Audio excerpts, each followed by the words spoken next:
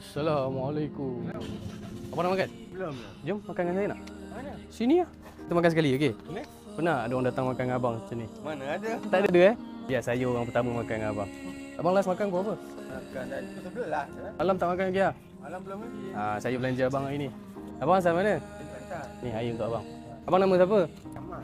Sini kerja apa? Security. Sekarang tak kerja? Tak fikir dia orang tak mau. Abang sakit apa? Kaki ni sebelah besar. Kaki kacang. Allah, ujian bang Jom bang, jangan saya lah. Ya apa? Jenayat bangunan. Bangunan. Naik tangga. Apa benda yang paling sedih kena ikut abang pernah jadi?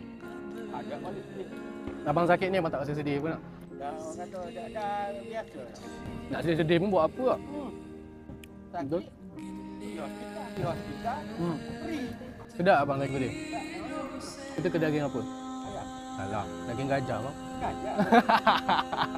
Adalah sikit, tapi tak banyak Tak apa. Itu pun alhamdulillah. Tapi moga dengan apa yang saya bagi ni dapat jadi asbab masa saya ke akhirat nanti. Mana tahu abang sampai dulu, abang ketarik lah saya. Ya, Betul tak? ya. Terima kasih banyak abang Kamal. Okey. Jangan makan manis-manis, jangan tinggal solat.